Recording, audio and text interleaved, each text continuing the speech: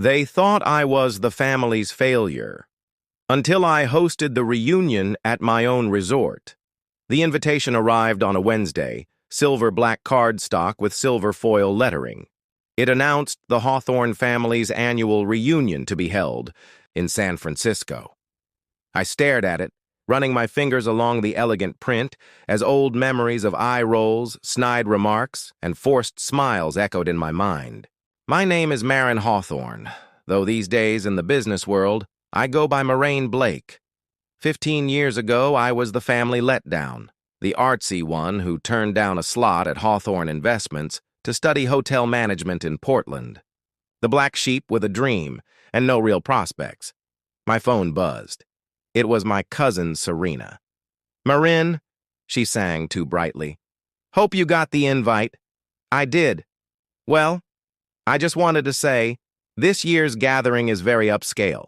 The Celestia Resort is quite refined. You understand, right?" I looked out at the Los Angeles skyline from the penthouse office of Blake Hospitality Group. I nearly laughed. The Celestia, my first five-star resort. But the Hawthorns didn't know that. "Are you saying I don't fit in?" I asked. "Don't be like that," she said, her tone sticky sweet.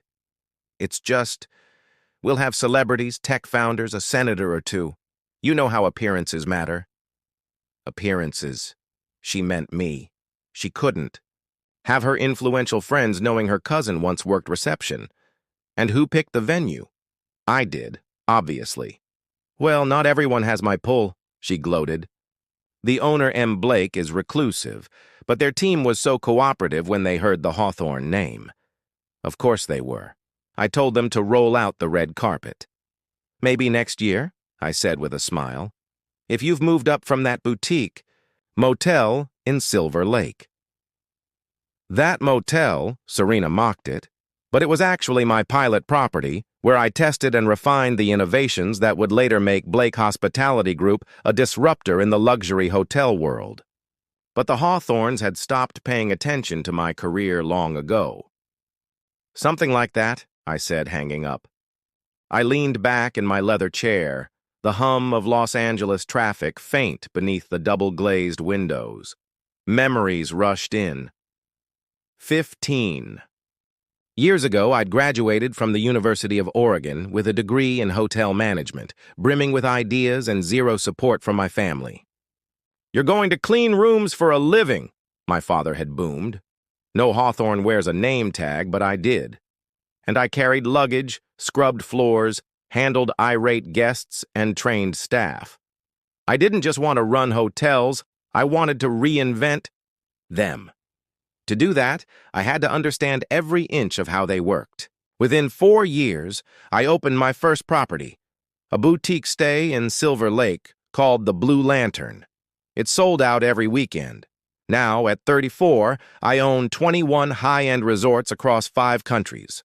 The Celestia, my crown jewel, was a fusion of California, coastal design and sustainability tech. It won Luxury Resort of the Year twice, and somehow my family thought it was too good for me. My phone buzzed again. It was Marcus, my assistant. "The reunion contract needs your signature. Want me to bring it up?"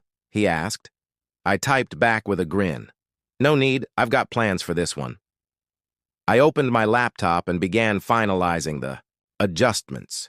If they thought I wasn't fit to attend, they were about to experience what exclusion looks like when the outsider signs your guest list. Every decision for the reunion would pass through my hands. The lighting, the music, the chef's tasting menu, even the ambient scent in the lobby. It was time for a quiet spectacle. Memories burned in my mind like when they sat me at the kids' table well into my 20s or worse. Serena's wedding where she accidentally had me seated next to the valet team. She'd said I'd feel more at home. I'd owned 9 hotels by then. They never asked questions. They never looked past the old image of me. Only my younger sister Camille had stayed in touch, though she never knew how far I'd come. She called just as I was finishing the arrangements. "Marin," she said gently, "Sarah told me she asked you not to come. I'm so sorry." "Don't be," I replied, signing the final contract with a smile. "Actually, I have a favor. Can you make Sure, everyone arrives at exactly 7 p.m. Why? What's happening? Let's just say Serena isn't the only one with connections at the Celestia. The next 2 weeks flew by. I oversaw everything down to the floral centerpiece shade. If they were going to exclude me from my own resort, I was going to give them a night to remember. The Hawthorne family demanded luxury. I was about to give them a show they'd never forget. The night before the reunion, I stood quietly in the lobby of the Celestia, watching my staff polish the marble until it reflected like glass. Light from the crystal chandeliers danced across the room, illuminating every detail of the coastal-inspired interior. White stone columns, subtle gold trim, sea glass accents. Everything was flawless. Marcus appeared beside me, tablet in hand. All arrangements are confirmed. New signage will be revealed at exactly 7:15 p.m. tomorrow. Are you sure about this? He asked. I didn't hesitate. Absolutely. After all, it's not every day I get to welcome my family to my own resort. I smiled, already picturing their faces when the truth hit. Tomorrow would change everything. At exactly 6:45 p.m. Next evening, I stood in my private suite on the top floor, watching security feeds of the arrivals. They came like clockwork. Designer handbags, heels clicking, Rolexes gleaming, everyone trying to outshine each other in a shallow pageant of wealth. Serena waltzed in, wearing red Valentino, barking orders like she was management. She posed by the floral display, camera ready. My father's black Bentley rolled up, followed by luxury cars filled with aunts, uncles, and cousins I hadn't seen since I was the failure of the family. Everything's prepped, Marcus said, glancing down at his screen. Staff knows their cues. Want security on alert? No need, I said. The Hawthorns wouldn't dare ruin their own illusion of elegance. I adjusted my slate gray suit, custom Armani. Not that any of them would believe I knew the brand, let alone owned more of it than half the room. Let them get comfortable, I said. This is going to be fun. In the grand ballroom, the reunion buzzed with champagne and self-congratulations. Serena bragged near the fountain, reliving her effort to book the venue. My father circled with old colleagues, no doubt boasting about his stock portfolio. My cousins posed by the Celestia signage like it somehow validated their status. At 7:10 p.m., right on schedule, the hotel manager approached Serena. Miss Hawthorne, I'm afraid there's a small issue with your reservation. Serena's polished expression soured. Excuse me? I arranged this directly with your corporate office. Yes, ma'am, the manager replied. It's just that the owner had a few special instructions for this evening. Serena laughed, waving a manicured hand.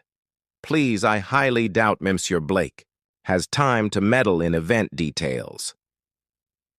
A hush fell over the room as I stepped forward from the back of the ballroom.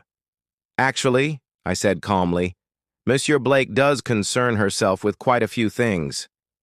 If you felt that moment of quiet victory deep in your chest, don't forget to subscribe to the channel, because what happens next at that reunion will leave everyone speechless. Silence fell like a curtain. Every head in the ballroom turned toward me, the forgotten cousin, the so-called embarrassment, now standing at the entrance of the most elite resort on the West Coast, dressed in a tailored suit that probably cost more than Serena's handbag collection. Marin, my father's voice cut through the stillness.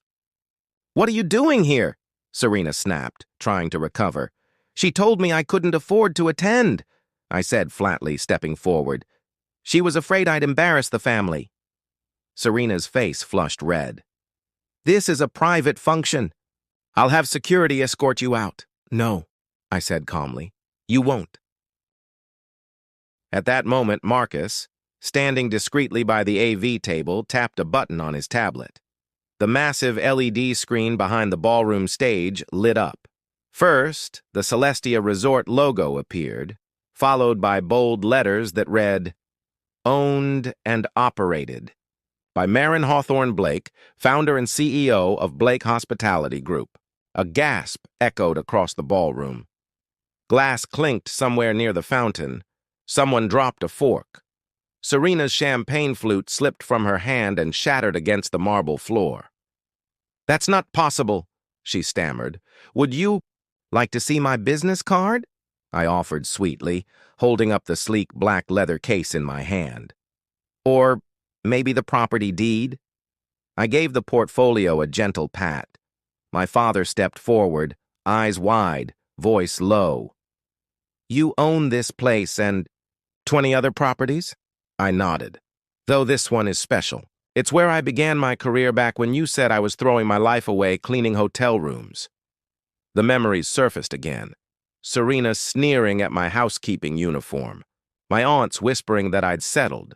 Cousins cropping me out of. Photos like I didn't belong. "All those years," I continued, letting the words sink in. "You looked down on me, but you never once looked up." I turned to Serena. "The tiny motel in Silver Lake you love to mock, that was my prototype, my innovation lab, the foundation of what this industry now calls the gold standard." Marcus stepped forward, placing elegant navy folders into the bay hands of key family members. "These," he said, "contain the real story behind Blake Hospitality Group and the invoice for tonight's event." Serena grabbed hers, rifling through it with trembling hands. Her eyes widened. "This rate! This is above market, about 40% above." I confirmed, "A family surcharge, if you will." From the back of the room, Camille burst into laughter. A few others followed, awkward at first, then bolder as the tension cracked. My father looked at me, jaw tight. "Why didn't you ever tell us?" I met his gaze. "Would you have believed me?" I said quietly.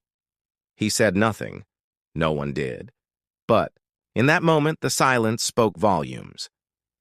15 years ago, you told me no daughter of yours would ever work in a hotel," I said, my voice steady but clear. "Well, you were right about one thing. I don't work in a hotel." I paused, then smiled. "I own them." Around the room, every digital screen came to life. Panoramic visuals of my resorts worldwide flickered across the ballroom. The golden hues of our overwater villas in the Maldives, the snow-draped elegance of our Swiss alpine retreat, the towering grandeur of our glass-fronted property in Dubai, where the skyline stretched like a crown across the horizon. "As for tonight's reunion," I added smoothly, "your reservation hasn't been canceled. You're welcome to stay. In fact, I've arranged a private tour of the property. I think it's time you all saw what a career in customer service really looks like." Serena took a step forward, her polished persona cracking. "Marin, we never meant—" I cut her off gently, but firmly. "Yes, you did. Every snide joke. Every time you left me out of the photo. Every time I was treated like the help." I looked around the room, voice lifting just slightly. "But while you were busy upholding your status, I was busy building a legacy. Welcome to the Celestia." The crowd stirred. "My team will escort you to your upgraded suites," I added, turning slightly. "Though, Serena, I arranged for your room to be adjusted last minute due to a high-profile booking. We had to place you in one of our standard queen rooms." Her face flushed a deep crimson, the same room category she once mocked me for cleaning.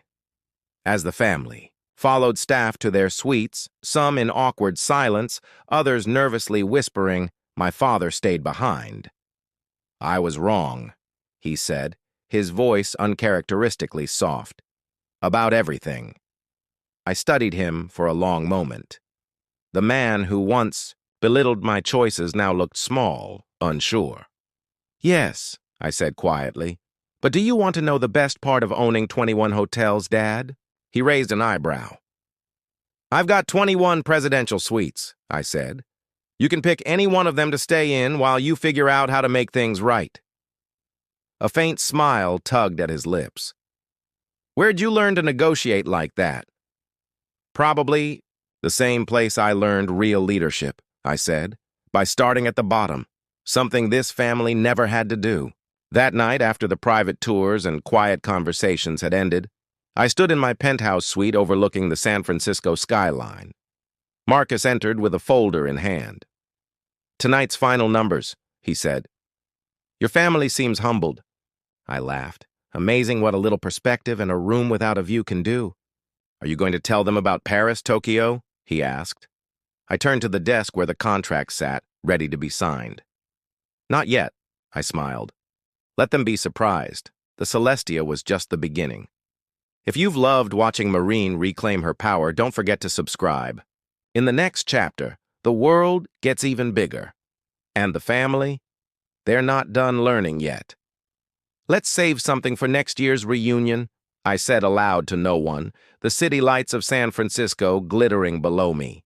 Every smart hotelier knows repeat guests are the best kind. I leaned against the floor-to-ceiling window of my penthouse, my reflection framed by the skyline I used to only dream of. The journey from scrubbing baseboards to signing international development deals hadn't been easy, but it had been worth it.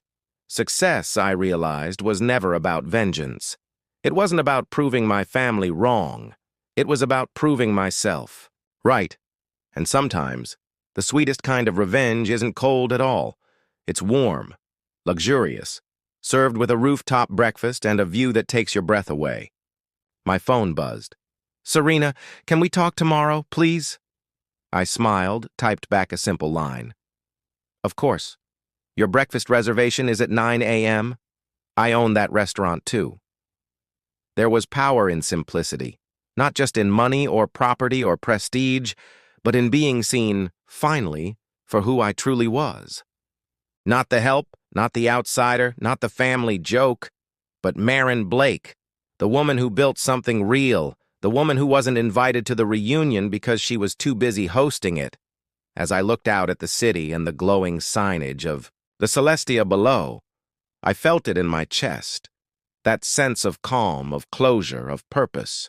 Tomorrow would bring the next chapter in the Hawthorne family story, not one born from old money or empty pride, but from something earned. Because at the end of the day, every great hotel knows the secret.